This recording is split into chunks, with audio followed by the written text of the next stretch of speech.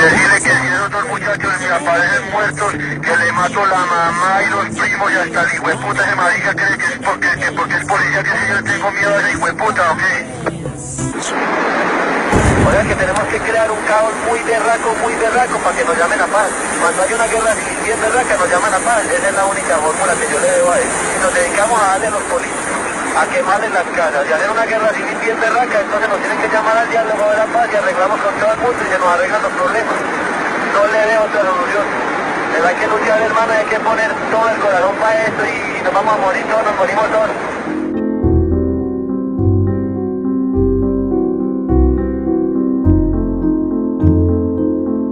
A principios de los años 80 todavía se decía que Medellín era el mejor vividero del mundo. A finales de los 80 yo creo que ya nadie se atrevía a decir eso. Ya a casi todo el mundo le habían matado a alguien en la familia, o se lo habían secuestrado, o había quedado con cicatrices por un atentado.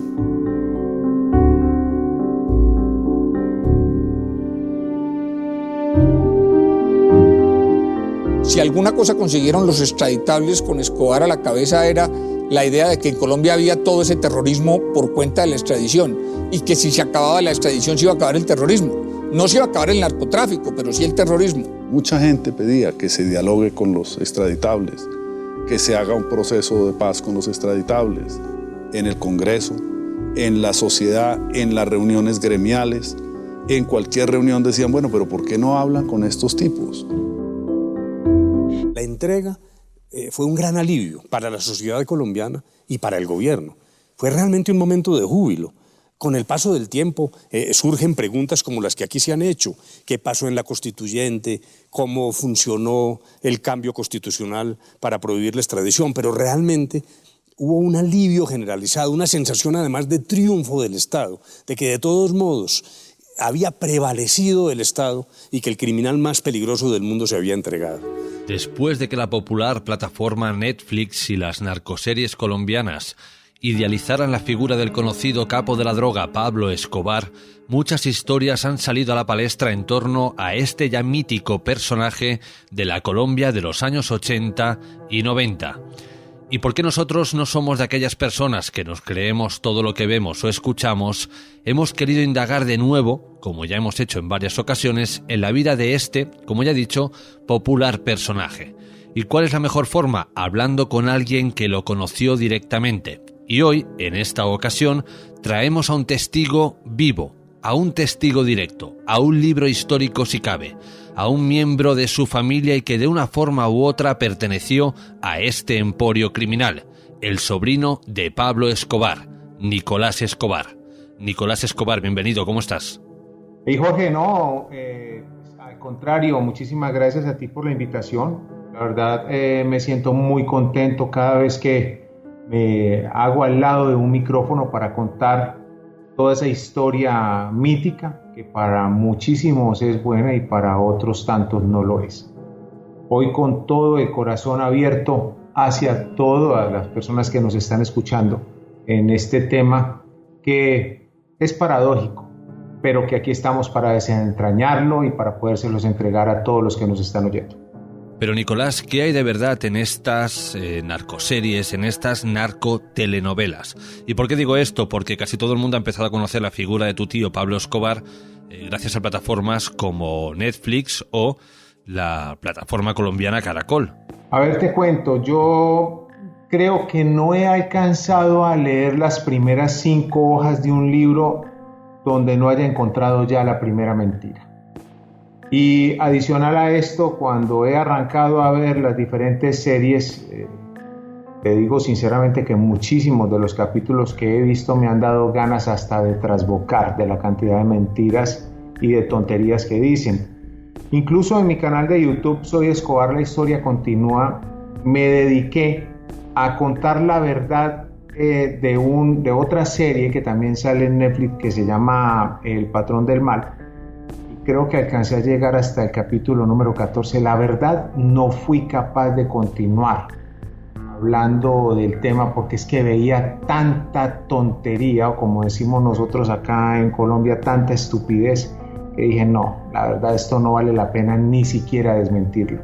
Y Nicolás, no hay nada, por poquito que sea, que se asemeje a la realidad. Por ejemplo, la serie El patrón del mal, producida por Caracol Televisión. Dicen que tanto la caracterización del personaje como lo que se va contando es lo que más se acerca a la realidad o a la vida personal de tu tío. Nada, o sea, no hay un poquito tampoco aquí que podamos decir, bueno, pues mira, esto sí es lo que ocurrió en la vida de Pablo Escobar. Bueno, mira, yo te voy a contar algo. Yo soy una persona muy amante a el respeto por las mujeres. Y cuando hablo por el respeto por las mujeres, lo hablo en el orden jerárquico de mi abuela, de mi madre y de mi esposa.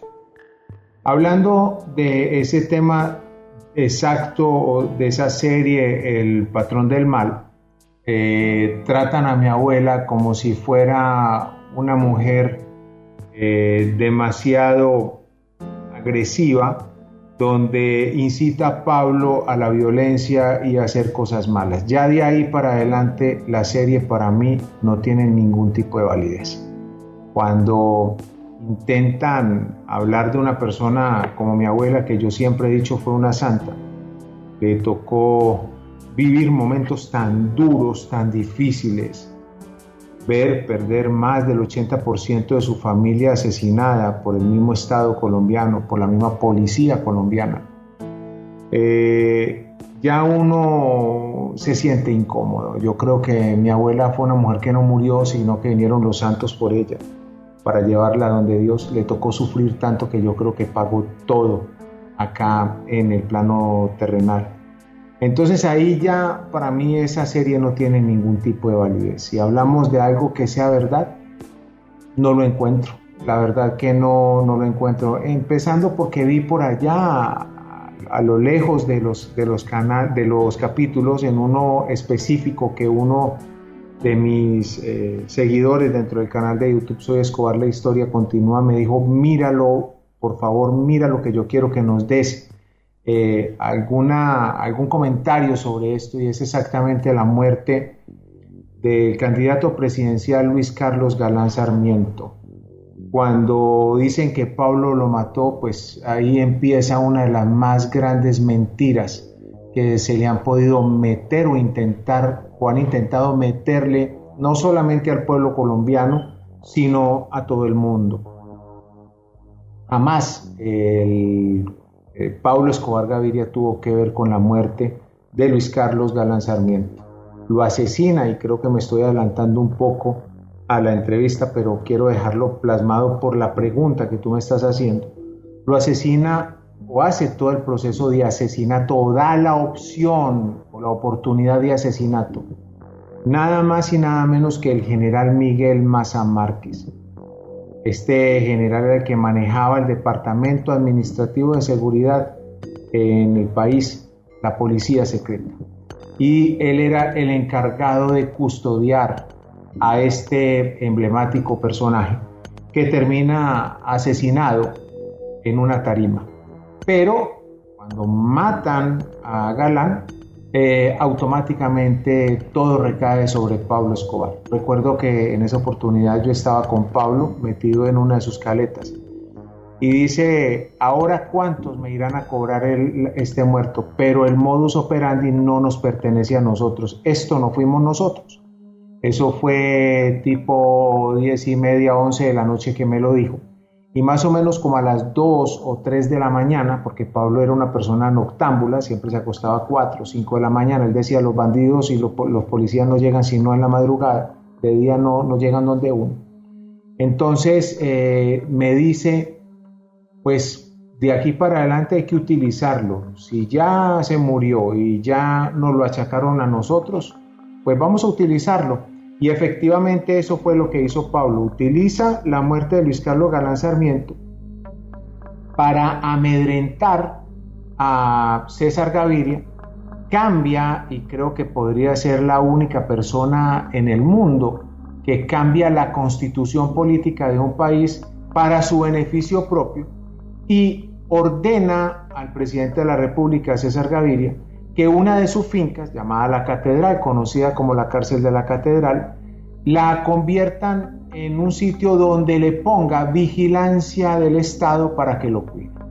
Entonces empiezan un montón de mentiras a salir dentro de las series, y una de las más polémicas o más fuertes es esa, porque si te metes a Google y colocas muerte Galán Miguel Maza Márquez, te vas a dar cuenta que este personaje, este general de la República, hoy en día está en la cárcel pagando por la muerte de Galán, pero jamás le ha dicho a la gente común y corriente de que Pablo Escobar Gaviria no tuvo nada que ver con la muerte de Galán, que fue el general de la República, y esto ha quedado como escondido para que la gente no lo sepa. O sea, ahí hay uno de los puntos neurálgicos para que a las personas que les gusta ver las diferentes series que existen, pues se metan y vean la capacidad que tiene el Estado para envolver, para ocultar y para mostrar lo que a ellos Tú les eres conviene. historia viva, eres un miembro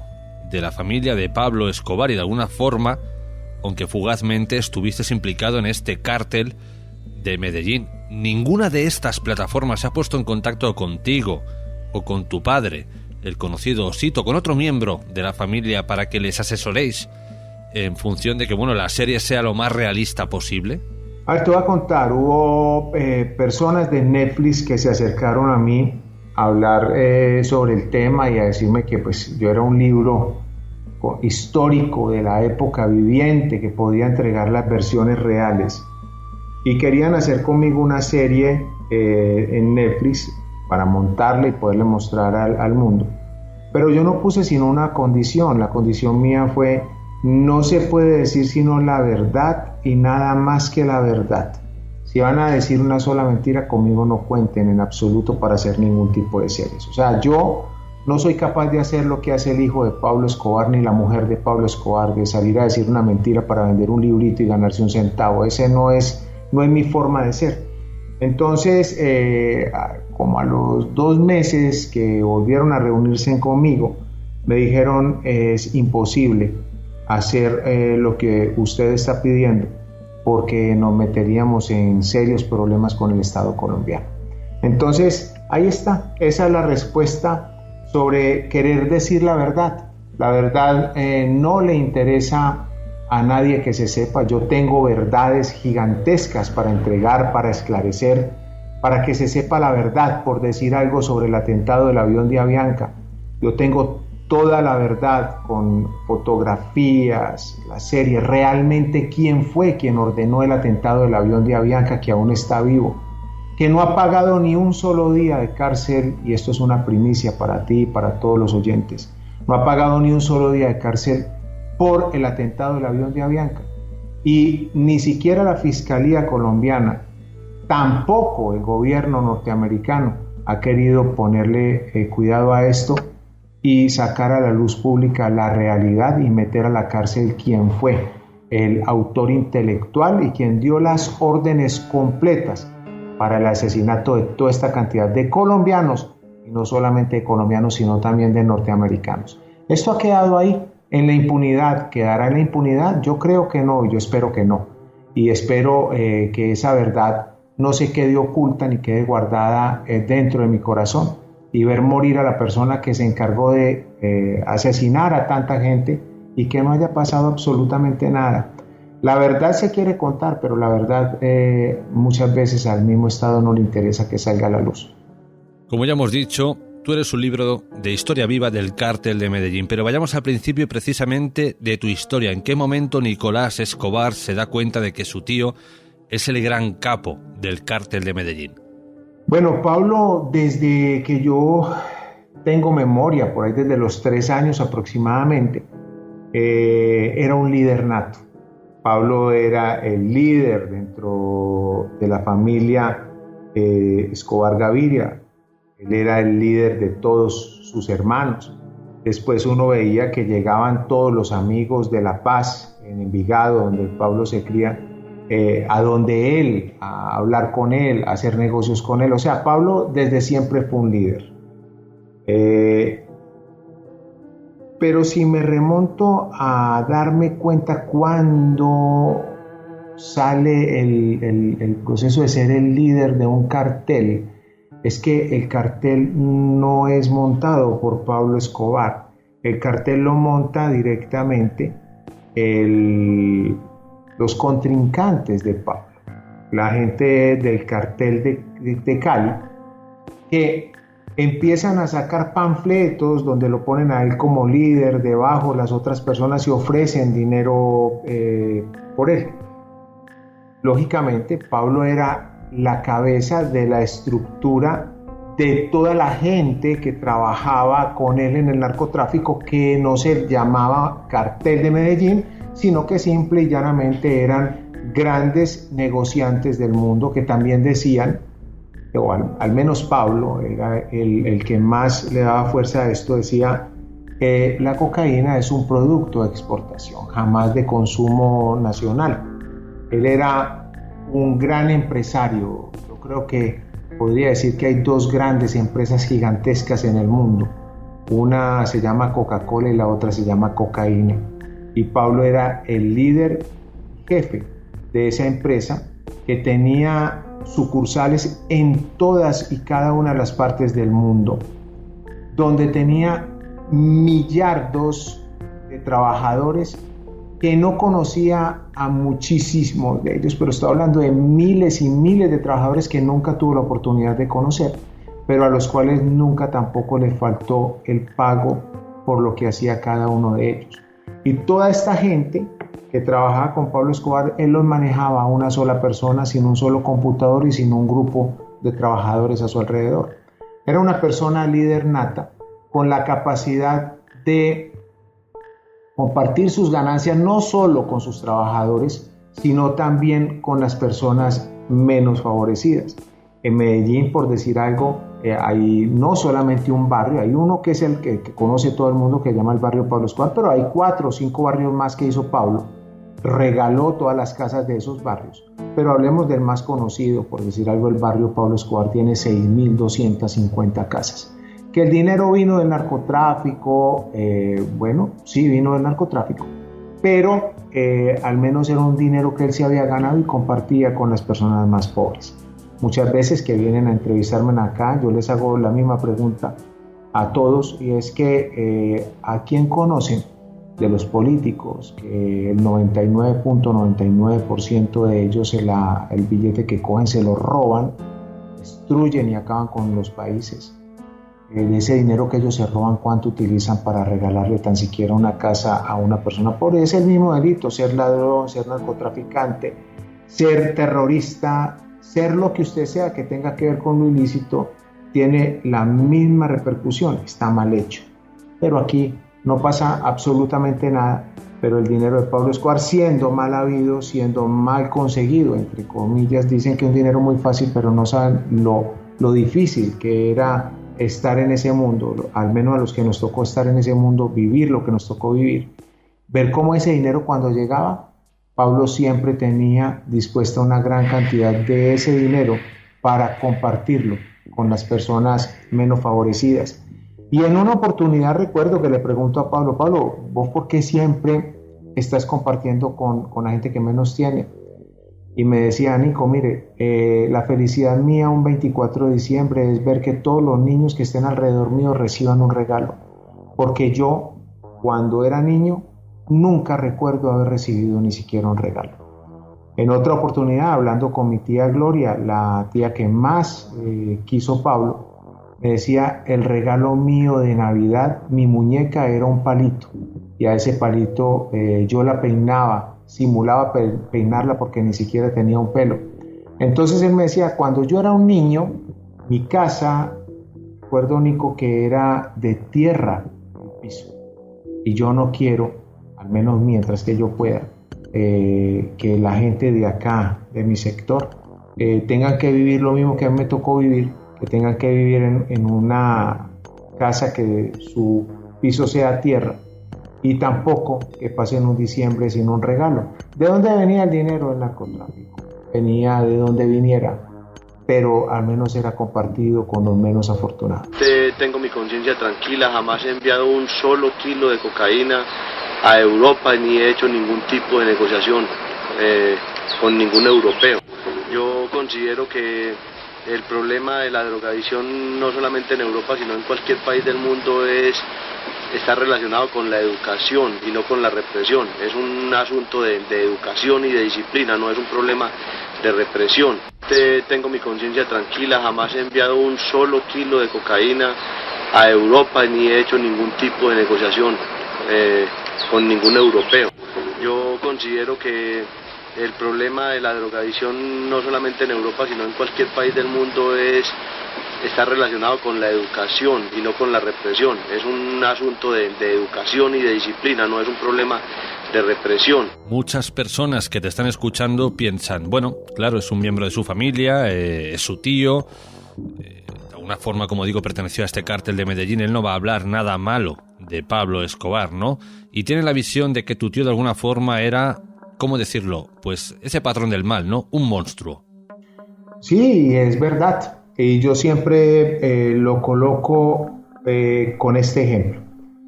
Hazte de cuenta que tú te metes a una habitación y dentro de esa habitación tienes un ratón y tiras el ratón ahí y tienes un palo para matar el ratón. Entonces tú agarras ese palo y vas a ir a bregar a matar al ratón como sea, porque lo que tú tienes dentro de tu cabeza es que ese ratón llega a tu casa a hacerte daño y que te está jodiendo la comida y que se mete a los muebles y te los rompe para meterse dentro de los muebles. Entonces tú lo que tienes por dentro es que vas a ir a matar al ratón.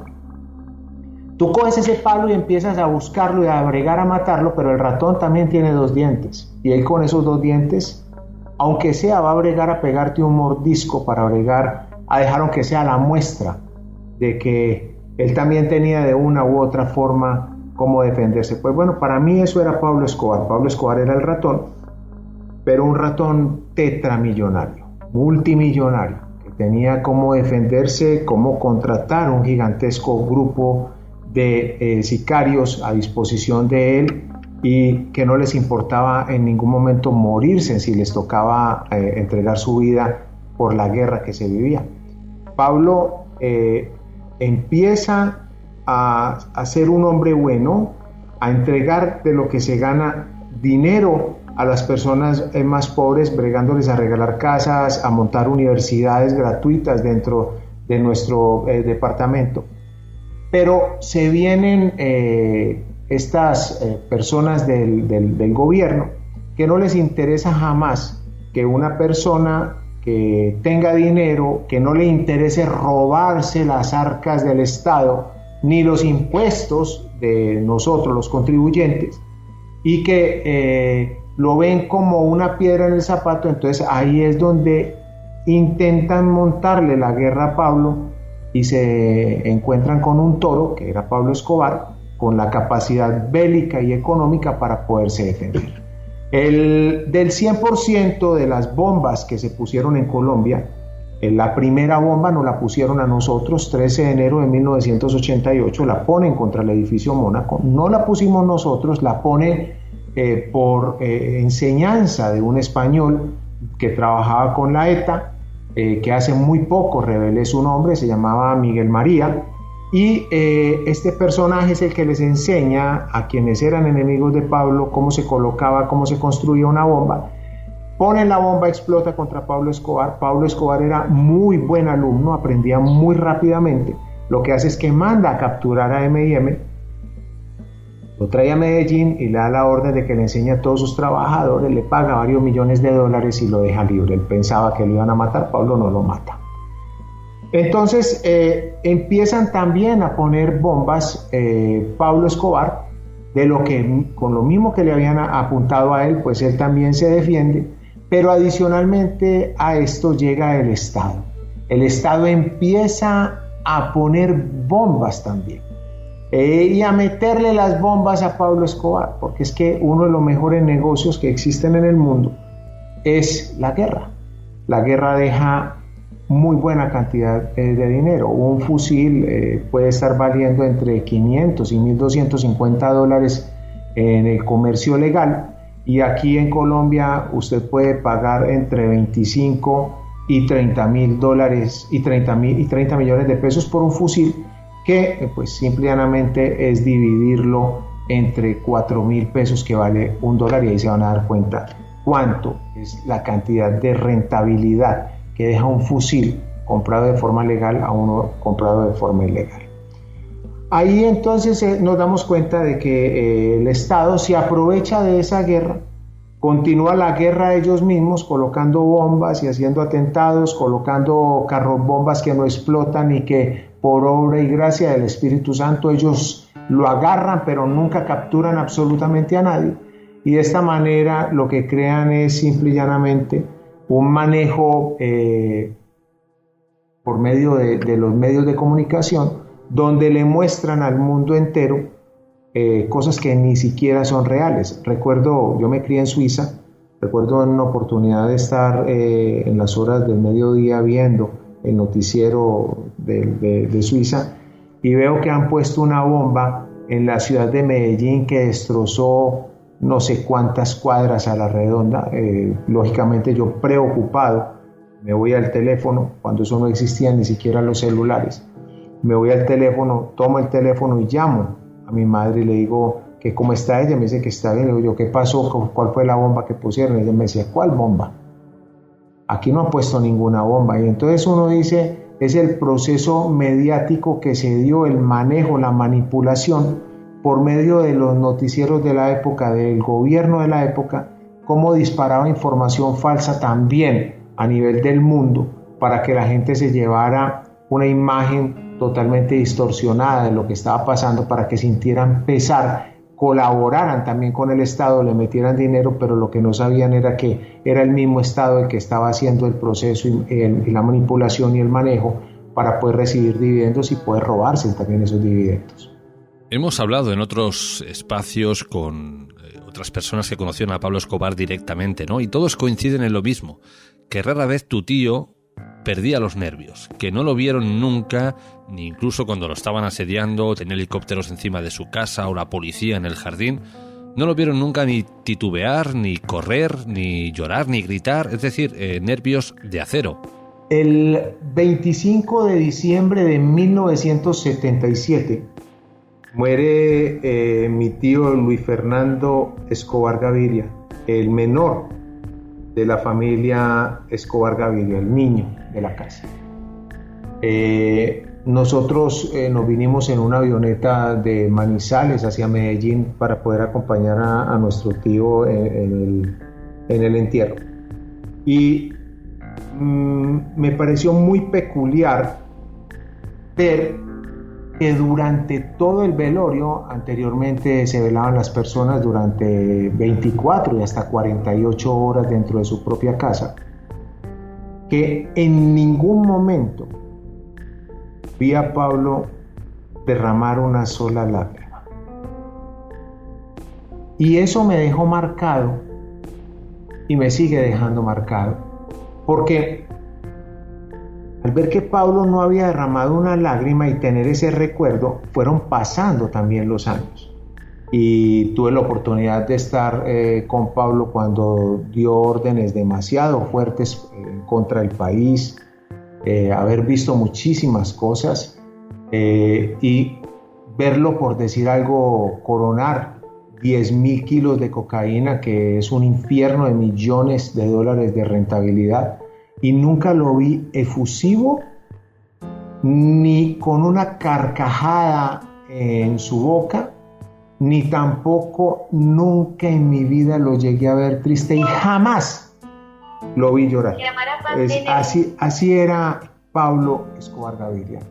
En los peores momentos y en los mejores momentos, siempre era el mismo Pablo Escobar Gaviria, ni efusivo. Nunca recibí un abrazo ni un beso de mi tío.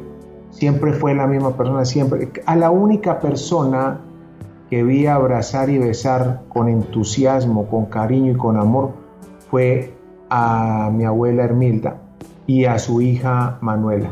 De resto, a los otros de pronto les daba un abrazo y eso porque fuera la última, pero él nunca mantenía la efusividad, ni siquiera cuando contaban los chistes.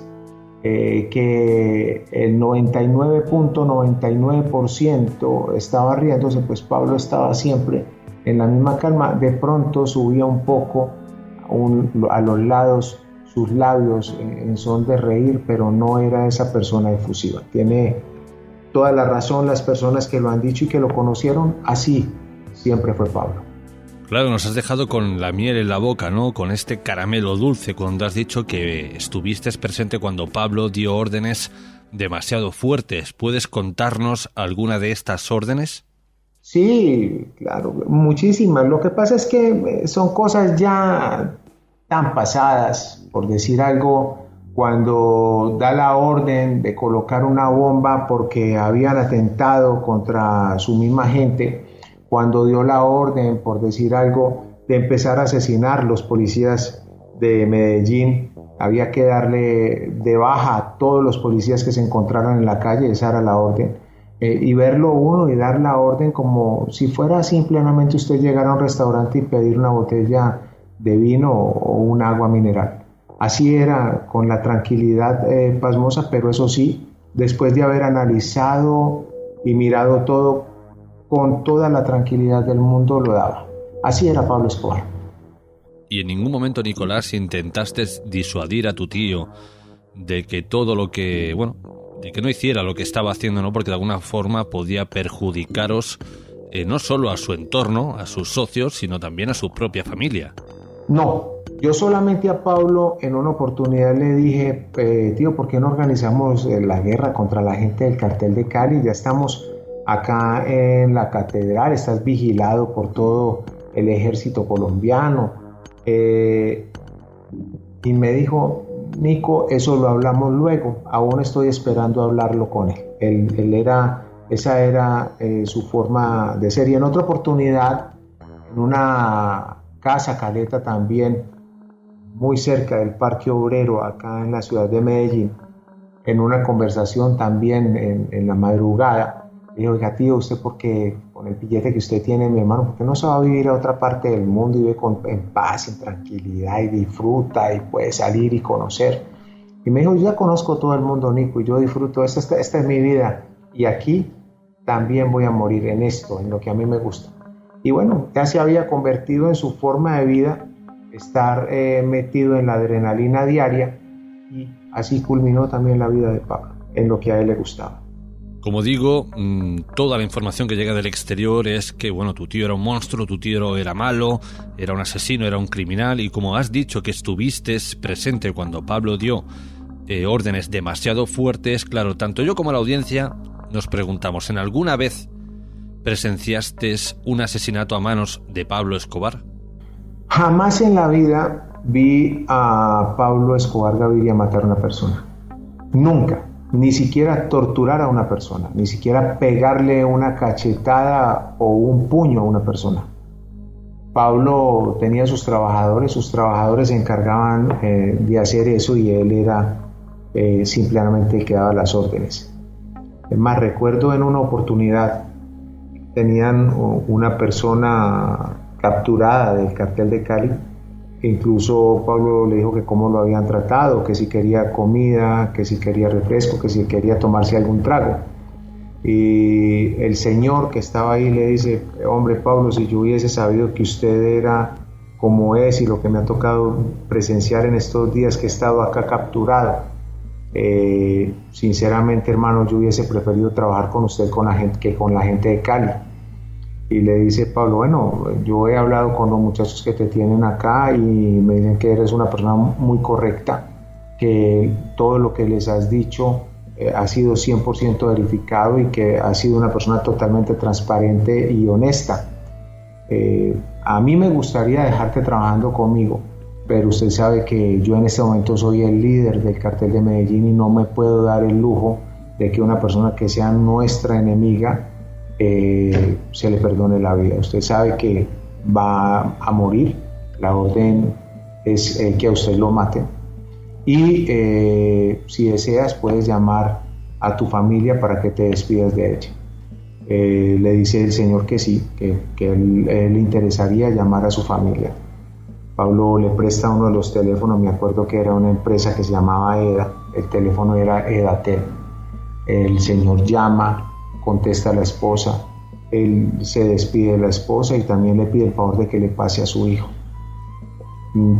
Yo estaba muy niño, yo creo que yo tenía 15 años, aún hoy se me paran los vellos y pues ustedes no lo podrán ver, los que están escuchando esta entrevista, pero la verdad que es fuerte recordarlo. Y recuerdo que este señor, cuando le pasa el hijo, que debería ser un muchacho, no sé, le pongo yo que 10, 12 años por ahí, por lo que escuché, y yo mordiéndome por dentro la lengua y los labios para no llorar, y menos delante de toda esa jauría de bandidos que trabajaban con Pablo. Le dice el Señor: hijo, yo quiero que tú seas el pilar de la familia.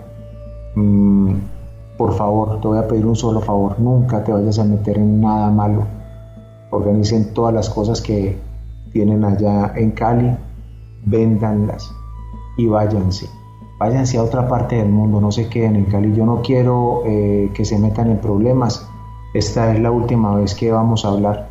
Y empezar a escuchar, hay partes que se me van porque se me volvía como negro, como blanco, como fucsia el cerebro de lo que estaba pasando en esa foto. Yo no podía creer lo que estaba escuchando de ese personaje que tenían ahí capturado. Y el rollo es que pasa eso, pero yo nunca lo olvidé. Y cuando pasan los años, muere Pablo, que a mí me mandan a llamar, que me toca irme a hablar con la gente del cartel de Cali, a ir a organizar la paz con ellos para poder estar hoy como vivimos en paz y en tranquilidad. Yo me dediqué a buscar a esa familia, a preguntarle a Pacho Herrera, a Chepe Santa Cruz, a don Gilberto y a don Miguel Rodríguez Orejuela, a preguntarles en la guerra, en el inicio de la guerra, había una persona que se había capturado, yo no sabía el nombre de la persona, no lo sé en este momento tampoco, pero la cuestión fue que yo me dediqué y ellos me ayudaron a indagar con la gente de esa época y nadie recordaba a ese señor. Y nadie recordaba al Señor y tampoco recordaban ni al hijo, ni a la mujer, ni absolutamente nada. Entonces a mí eso me da a entender que de pronto a lo mejor la mujer y el hijo le hicieron caso a ese padre y se fueron del país. ¿Por qué no hoy que estamos en esta entrevista y que a lo mejor llegará a muchísimos rincones del mundo, pues puedan escucharla y pueda uno algún día poderse reunir con ese muchacho, con esa señora, pedirle disculpas y perdón por lo que aconteció, pero también poder saber qué fue de la vida de ellos después de lo que les dijo ese papá y que yo tuve la oportunidad de presenciarlo. Momentos muy difíciles que uno los cuenta hoy acá ante este micrófono, pero que la verdad que lo devuelven a uno en el tiempo y lo hacen sentir bastante conmovido. Quiero informar a la opinión pública que el señor ministro de Justicia tiene un plazo de 24 horas para que presente las pruebas concretas de la sindicación que me hizo en el día de ayer en la Cámara de Representantes. La noche del 30 de abril del 84, un pistolero a bordo de una motocicleta roja tiró del gatillo de una ametralladora Ingram y asesinó al ministro de Justicia, Rodrigo Lara. Colombia tuvo muy pocas dudas sobre los autores intelectuales del golpe y de una vez desaparecieron las objeciones contra la puesta en vigor del tratado de extradición. Tu padre es el conocido Osito, primo de Pablo Escobar, que sale en todas las series como esa persona sencilla, tímida, que arregla bicicletas y que de alguna forma pertenece al cártel de Medellín, pero de una forma fugaz porque no está del todo de acuerdo con lo que se hace. Nunca le contaste a él lo que habías visto, o nunca te desahogaste con él, precisamente por todo esto, ¿no? Por todo lo que, por estas órdenes demasiado fuertes que había dado Pablo. No, Roberto Escobar Gaviria siempre ha sido una persona que verdaderamente es como lo dijéramos, es el entapiñado, es el escondido, es el que muestra una cara, pero es otra cara totalmente diferente. Es la persona que te estaba saludando acá, dándote la mano, pero por detrás te estaba enterrando el puñal. Es una persona que dentro del cartel de Medellín era poco querida que de pronto se lo aguantaban las personas que estaban ahí por Pablo, porque pues si le hacían alguna cosa tendrían un problema con el jefe, pero no era querido. Y lo que muestran al principio de él, de lo de las bicicletas, es verdad. Se montó el Palacio de las Bicicletas en Manizales, la fábrica de bicicletas Osito también en Manizales. Se hizo varios equipos de ciclismo que corrían la Vuelta a Colombia, el Clásico RCN, la Vuelta al Táchira, la Vuelta a Cuba, que corrían para él, pero al final se pasa hacia lo que tiene que ver con el cartel cuando muere Rodrigo Lara Bonilla y empieza a trabajar con Pablo, pero la verdad que a Roberto Escobar no lo quería la gente del cartel de Medellín. Otra cosa que casi todo el mundo tiene en mente es que de alguna forma esto es llamativo, que ahora hay gente que se quiere disfrazar en carnaval de Pablo Escobar antes que de Iron Man o Superman. ¿Por qué? Porque, de nuevo, haciendo referencia a estas narcoseries, nos han pintado la vida de tu familia como fiestas, dinero, coches, mujeres, lujos. ¿Todo esto es cierto, Nicolás? Esa es otra de las grandes mentiras y de los grandes mitos. Vivir eso que a nosotros nos tocó vivir, al menos cuando yo vivía en Europa, pues yo vivía como un rey. Incluso estudié con el príncipe de Qatar, los hijos del rey de Madagascar, la gente de la realeza de muchos países africanos, y ninguno de ellos tenía la capacidad económica de gasto que tenía yo. Yo tenía a disposición lo que me diera la gana de gastarme allá sin ningún tipo de restricción. Y yo viviéndolo allá sí era así. De pronto al inicio de Pablo Escobar sí lo era de esa manera, pero cuando ya empezó la problemática, yo creo que se convirtió en un martirio. Yo siempre me he referido a la gente del cartel como ratas, porque es que si vos ves un ratón, el ratón sale por la noche, saca la cabeza, sale corriendo, va y se roba algo para comer y vuelve y se esconde. Así era el cartel de Medellín. Nosotros podíamos mandar a comprar, por decir alguna pizza, que el local comercial de la pizza quedaba a 4 cuadras, pero la pizza nos llegaba 6, 7 horas después porque había que tener un montón de seguridad para poder llevar esa pizza y que no fueran a seguir a la persona que había ido a comprarla y hacer todos los trámites de traspaso de esa pizza de un lado a otro.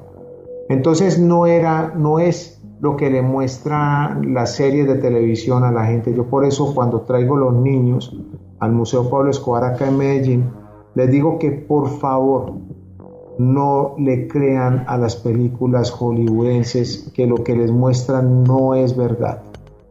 Vivir lo que a nosotros nos tocó vivir, el dolor que a nosotros nos tocó soportar en esos momentos de guerra, eso no se lo deseo yo absolutamente a nadie. Que las películas hollywoodenses muestran cosas supuestamente muy muy buenas, pero la realidad es otra, eso es totalmente diferente. ¿Y qué puedes decirnos al respecto de Pablo Escobar cuando intenta acceder al Congreso de la República de Colombia, ¿no? Algunas personas aseguran que ya el declive del cártel de Medellín, la desgracia de tu familia, llegó porque Pablo Escobar intentó entrar en la política. Bueno, yo lo que siempre, incluso al principio de la entrevista te lo dije, que al político común y silvestre, esas ratas de alcantarilla que se roban todo lo que le pertenece a la gente más pobre de nuestro país, les dolía de pronto ver a un personaje tetramillonario que les fuera a llegar a metérseles a la política y que no tenía necesidad de robar al lado de ellos. De pronto, si Pablo hubiese sido una persona pobre, hubiese podido llegar y unirse con ellos a robar, pero como Pablo no necesitaba robar, ¿para qué le iba a interesar un 10% de un contrato? Hoy en día cobran hasta el 50%. Qué tristeza, pero así es la política. Entonces a Pablo pues no le interesaba quedarse con un centavo de esos porcentajes, entonces lo que veían era una piedra en el zapato. Entonces yo creo que puede ser uno de los inicios de que se daña la vida de nosotros y del mismo Pablo cuando él se mete a la política. Al principio de nuestra charla te hemos escuchado hablar fugazmente de la mujer de Pablo Escobar y de su hijo. Nicolás, ¿actualmente mantienes algún tipo de contacto con ellos? No, yo no tengo ningún tipo de relación con el hijo de Pablo ni con la esposa de Pablo, porque son unas personas falsas, mentirosas. Han bregado a meter a todo el mundo una sarta de mentiras impresionantes. Incluso hablaron mal de mi abuela Hermilda y dijeron que mi abuela Hermilda era quien había entregado a Pablo para que lo mataran, una cosa totalmente, la falacia más grande del mundo. E incluso dentro de mi canal de YouTube le dije que le daba 8 días para que se retractara de las mentiras que había dicho, si no yo iba a contar la verdad sobre él. Yo no soy de los que acostumbro a hablar de las personas por detrás, yo voy de frente, cuésteme lo que me cueste, así me cueste la vida, no me importa. Y el hombre no se retractó. Entonces en mi canal de YouTube, Soy Escobar, la historia continúa, ahí está toda la gente, ahí cuento a quienes mató, a quienes torturó, cuando mandó a secuestrar, cuando montó un grupo terrorista llamado Los Ricos También Lloran aquí en Medellín, siendo un niño de 13, 14 años, un bandido escondido detrás de fachada de persona honesta y transparente hoy. Creo que más bandido que Pablo. Y yo salí a contar todo eso e incluso le he dicho a él, y en las entrevistas que me han hecho de Argentina, e incluso lo invito a usted, invito a todos los medios de comunicación a que me sienten al lado de él en unos polígrafos, él en uno y yo en otro, y yo empiezo a dispararle preguntas y que él me dispare todas las preguntas que quieran para que se dé cuenta la gente la clase de persona y de bandido y malvado que es este personaje. Pero salí a contarlo porque al principio, cuando empezamos esta entrevista, te decía que para mí lo más valioso es el orden jerárquico de las mujeres de la casa: mi abuela, mi madre, mi esposa. ¿Qué quiere decir esto? Se metió con mi abuela, dio orden en ese preciso momento en que yo abriera la boca en contra de él, pero no abriera la boca escondido, porque también le he dicho a él que me denuncie ante la Fiscalía General de la Nación, que venga y me ponga una demanda por calumnia, por mentira, por lo que se le venga en gana. Hasta el momento todavía sigo esperando que lo haga para poder abrir la boca como se debe y para poder que verdaderamente el Estado colombiano tome las riendas en atentados terroristas hechos por él. Él mismo haber activado una bomba donde mataron a un coronel de la SIJIN de acá de Colombia, y que se esclarezca todo esto. Pero como el que es mentiroso es cobarde, por eso nunca ha sido capaz de salir a colocarme una denuncia y por eso no ha llegado a culminarse, creo yo, con la Fiscalía todas esas informaciones que les he entregado. José Luis Rodríguez Gacha, otro de los personajes míticos del cártel de Medellín, el conocido mexicano, ¿no? Que dicen que él sí que era la persona irascible, la persona más sangrienta, aquel que le encantaba la guerra, y que tu tío, Pablo Escobar en este caso, no era tanto como él, sino que era más un hombre de negocios, una cabeza pensante. Sí, el mexicano era una persona que no tenía ningún tipo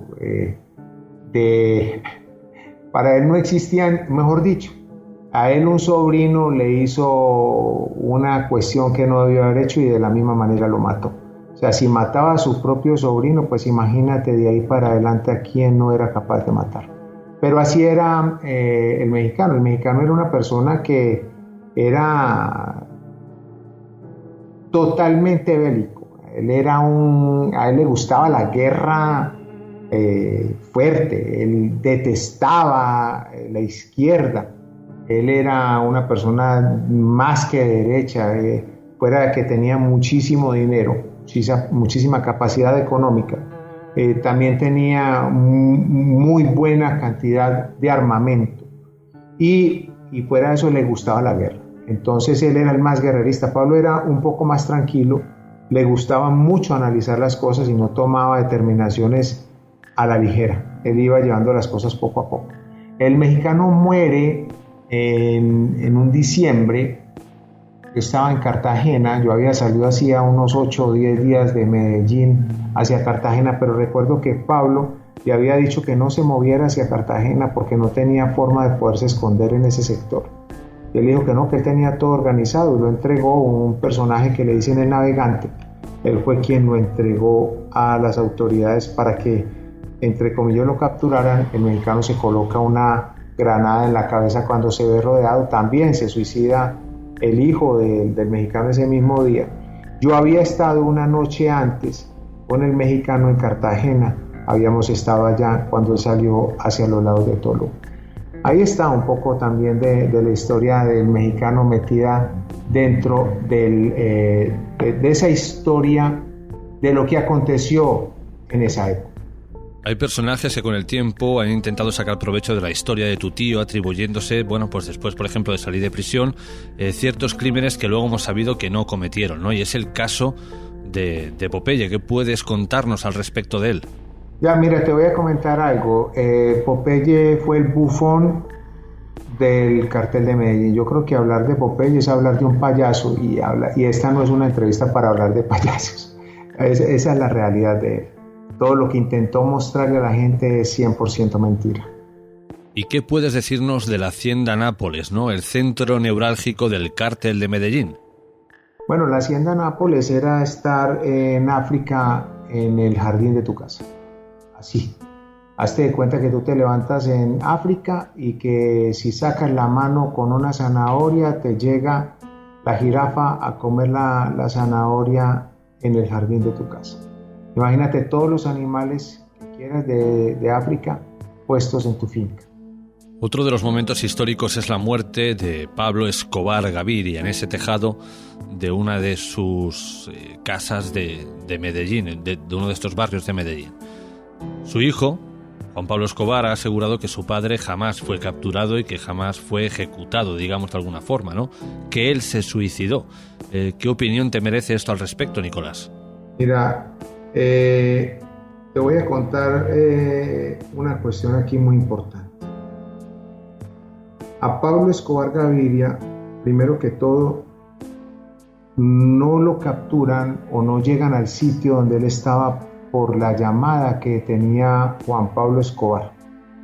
Eso es totalmente falso. A Pablo Escobar lo entregó Limón, la persona que lo estaba acompañando ese día. Álvaro de Jesús, no sé ni siquiera ya cuáles son los apellidos de él porque tengo tanto asco que ni siquiera me interesa. Y por eso es que a Limón, que pensaba que le iban a regalar $10 millones por entregar a Pablo y que lo iban a mandar para Estados Unidos a vivir como un rey al lado de su familia, lo asesinan en la parte de afuera con un solo tiro en la cabeza. Le pegan un tiro en la cabeza, le deja el tatuaje incluso porque fue muy cercano. Yo tengo todas y cada una de las imágenes de todos y cada uno de los personajes del cartel de Medellín que asesinaron. Tengo todas las necropsias. La de Pablo Escobar es la última y quería comprobarlo. Y resulta de que cuando Pablo se suicidó en el tejado porque escuchó los tiros, salió corriendo y ya sabía que no había nada que hacer porque si le habían llegado y habían matado a Limón en la parte de afuera, era Limón ya había entregado el sitio donde él estaba. Por eso es que Pablo ya cuando se ve rodeado lo que hace es que se pega la pistola, lo que siempre dijo y lo que siempre nos dio como orden, se pega la pistola contra el oído, se pega el tiro en el oído y el tatuaje de la pólvora queda impregnado no en la aureola del oído, sino en el hueso del cráneo que cubre el cerebro y la parte del oído. Por eso fue que cuando hicimos la exhumación el día de la muerte de mi abuela Hermilda, pues me dediqué a poder hacer esa investigación para poder quedar con la paz y la tranquilidad de que Pablo se había suicidado y que no les había dado la opción a ninguno de esos personajillos que estaban ahí de que le hicieran a él algo. Pero sí era algo muy, muy real, era que Pablo decía siempre, fue su frase predilecta: prefiero una tumba en Colombia a un calabozo en los Estados Unidos, y lo cumplió. Yo, por decir algo, lloraría aún hoy si viera a Pablo amarrado como tienen al Chapo Guzmán, por decir algo, en los Estados Unidos. Yo prefiero estar muerto. Siempre nos lo enseñó, siempre nos lo dijo y lo cumplió hasta su último día. Deportivos. ¿Se cree el Robin Hood antioqueño? De ninguna manera, pero de todas maneras es un calificativo que resulta bastante interesante, porque quienes conocen la historia de Robin Hood saben perfectamente que luchó y que salió en la defensa de las clases populares. Estuve en Medellín ayer recibiendo una bellísima hacienda que me regaló para obras sociales don Pablo Escobar. Yo sé que muchos se pueden escandalizar. No piensen que el padre García Herreros, en quien se tenía esperanzas, también se corrompió. Cuando se hace la voluntad de Dios, no hay corrupción. Al principio de nuestra charla has negado varios atentados que se han atribuido a Pablo Escobar, tanto la del presidente o del candidato a la presidencia, Luis Carlos Galán, como el del avión de Avianca, ¿no? Pero hay otros que parece que sí que son innegables, como el de la muerte del ministro Lara Bonilla o el director del periódico El Espectador. Sí. Rodrigo Lara Bonilla sí fue asesinado por la gente del cartel de Medellín por orden directa de Pablo Escobar. El señor del Espectador también. Se metieron con quien no tenían que meterse y se metieron en una guerra donde ellos no tenían la capacidad bélica y Pablo sí. Terminaron asesinados. Bueno, en una guerra nunca hay ganadores. Todos son perdedores. Perdió también la vida Pablo. Nicolás, a día de hoy tener los apellidos de tu tío pesa, ¿os ha afectado de alguna forma? Te voy a decir una cuestión bien interesante sobre esto, y es que cuando yo llego a hacer un negocio con una persona, jamás le digo quién es la persona o el interlocutor que tienen ahí con el cual están haciendo la negociación.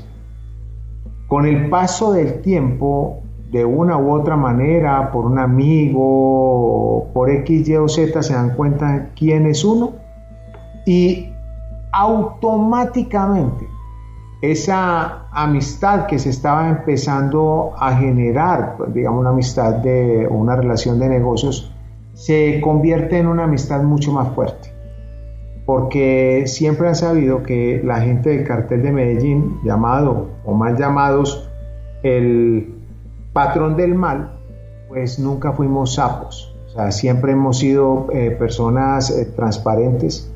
Por eso siempre les he dicho a ustedes, y lo digo acá en esta entrevista, cuando voy a ir a hablar de alguien, se lo hago saber y le doy la opción para no hacerlo. Si no la toman, ya saben que lo dije con antelación que lo voy a hacer. O sea, no me gusta sapear, voy directo al grano, como se tiene que decir. Y eso mismo pasa cuando llego, por decir algo, acá mismo en Colombia, y me reconocen y me siento para una negociación, automáticamente se abren las puertas. Gracias a Dios siempre ha sido así, y me siento contento.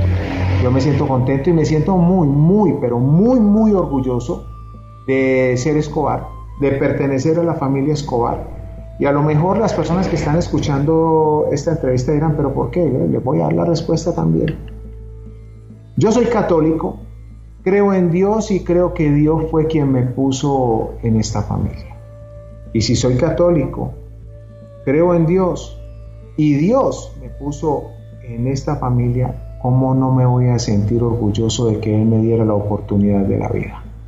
Así que siempre estaré orgulloso de haber pertenecido y seguir perteneciendo a esta familia, a la familia Escobar. Te comento el tema de los apellidos porque en el año 95 está bien documentado que, bueno, primero tú fuiste secuestrado por los Pepes, luego si quieres nos hablas de ellos, que eran perseguidos, o las siglas eran de perseguidos por Pablo Escobar, pero como digo, en el año 95 son asesinados tu abuelo y tu tío, y creo que esto se debe a llevar el nombre de o el apellido Escobar.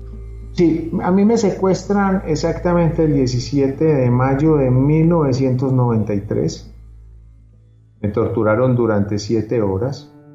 2 de las personas mías las pican con motosierra. Me secuestra la policía colombiana. Me tortura la policía colombiana. Me he sentado incluso con quienes me secuestraron y me torturaron a tomarme con ellos un café, porque ya hoy en día no siento ningún tipo de rencor, si no, no podría dormir. No siento rabia, fue guerra, como lo dije anteriormente. Pregono hoy en día con la Comisión Latinoamericana de Derechos Humanos la capacidad de perdonar, de poder vivir en paz y en tranquilidad, de, si conoces algo que se hizo malo, intentar contarlo para que la gente lo sepa, no ocultar todo lo que se hizo y llegar a entregar todo ese conocimiento que se tenga para la comisión de la verdad. Pero volvemos a lo mismo, muchas veces no le interesa eso. Pero continuando con la pregunta, sí, muere mi abuelo Enrique, mis tíos John Jairo y Rodrigo, en mayo del 95, si no me equivoco, el 5 o algo así de mayo, no recuerdo bien la fecha, soy muy malo para las fechas, pero los asesinan ya después de haber muerto Pablo. Estamos viendo que lleva ya 1 año y pedazo de haber muerto Pablo. Los asesinan pues porque siguen problemas con otras personas de la familia que pertenecían al grupo de Pablo, al grupo más cercano de Pablo. Pero desgraciadamente, como me dijeron a mí Carlos Castaño, cuando me reuní con él a decirle que qué había pasado con mi abuelo y mis tíos, que por qué los habían matado, él me dice que no sabía que eran mis 2 tíos y mi abuelo, si no hubiese dado la autorización para que hicieran eso, pero me cuenta también el por qué fue que se autorizó que mataran a mi abuelo y a mis 2 tíos. Pero volvemos a lo mismo, es tiempo ya pasado, lo que pasó, a vivir hoy en día con la paz, con la tranquilidad que Dios nos ha entregado, y a poder disfrutar lo que Dios nos quiera prestar más para poder estar en la tierra. Nicolás, no solo das a conocer la historia de tu tío, la parte que, digamos, como aseguras, las autoridades oficiales se niegan a contar, sino que además diriges en Colombia el Museo de Pablo Escobar, un lugar que sé de muy buena mano que es frecuentado por muchísimas personas de nuestro país que de alguna forma se interesan por la vida del dirigente del cártel de Medellín. ¿Qué pueden encontrar en este museo? Bueno, el museo está en la calle 10B, número 2890, exactamente a 5 minutos caminando de uno de los parques más importantes donde llega todo el turismo a Medellín, el Parque Lleras. Nosotros estamos a 5 minutos de ahí. En TripAdvisor somos el punto número 1 de Antioquia, estamos dentro del 10% de sitios turísticos del mundo por visitar según TripAdvisor. Ya nos hemos ganado durante varios años consecutivos ese honor con ellos. Incluso estamos por encima de la gente que regalan los sitios para hacer turismo, nosotros acá cobramos. Y así todo, pues nos han dado el primer lugar por lo que hacemos, por lo que intentamos entregar. Acá primero que todo entregamos la realidad de la familia Escobar. Mi realidad, lo que a mí me tocó vivir, y el recorrido tiene más o menos 1 hora y media dentro del museo, aunque tengo otros tours diferentes que se hacen dentro de la ciudad, en carros blindados de la época, en vans, en fin, hay muchas clases de turismo que hacemos nosotros acá. Llama a la gente, por decir algo, a la segunda. Hay 2 sitios que son donde están los féretros de 2 personajes del mundo más visitados, y uno es el de la princesa Diana y el segundo es el de Pablo. Llamo a la gente allá a que vean el cementerio, a que estén junto a la tumba de Pablo. Los traemos acá al museo.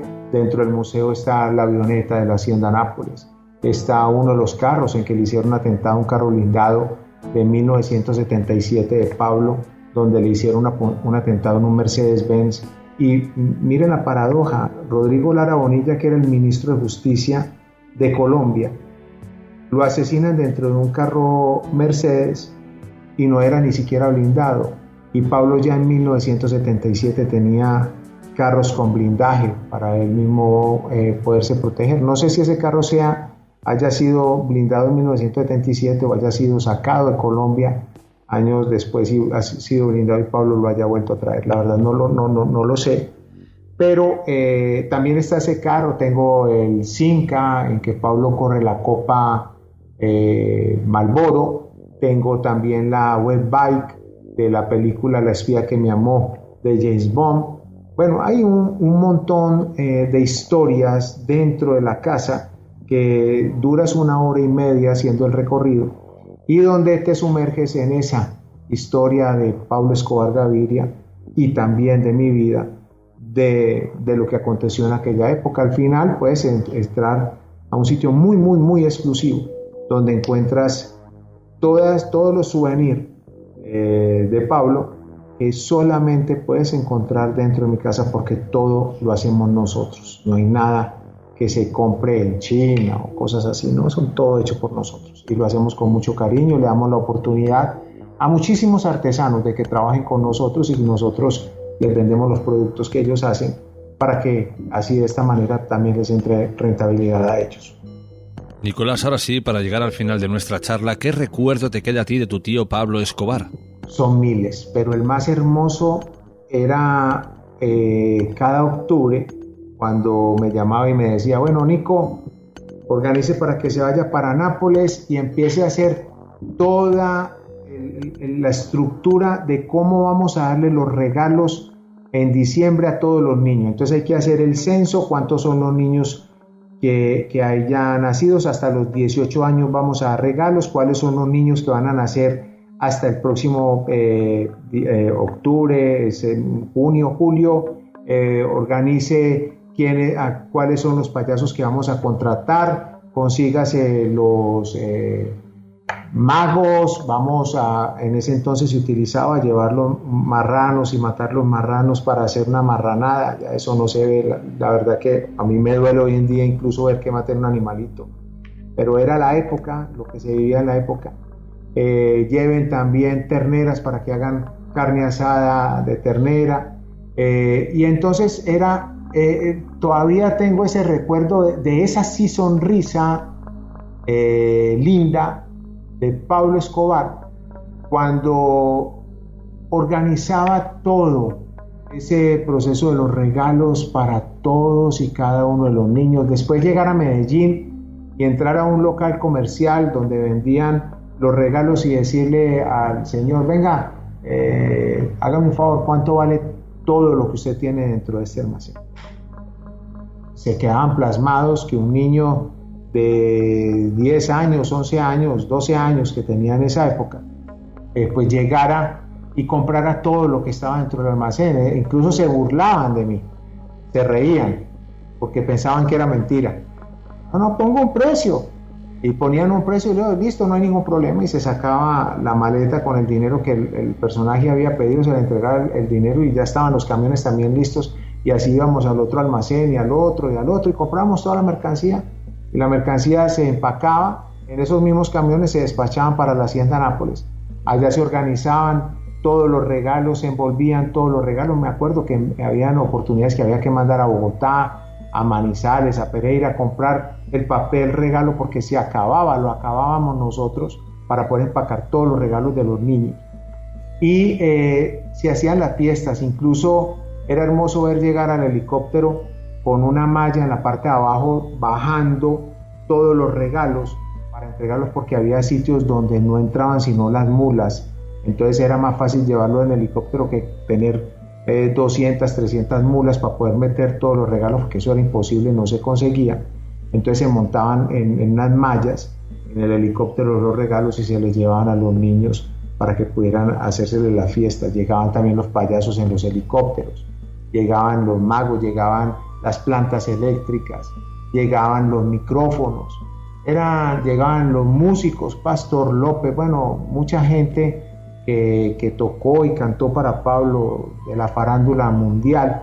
Creo que los más grandes del mundo tocaron y cantaron para él, incluso para las fiestas que eran no solo privadas, sino también para la gente del sector de Doradar y de Puerto Triunfo. Ese es un recuerdo magnífico que tengo de Pablo, Jorge. La verdad que espero tener muchísimos años de vida para seguir recordándolo.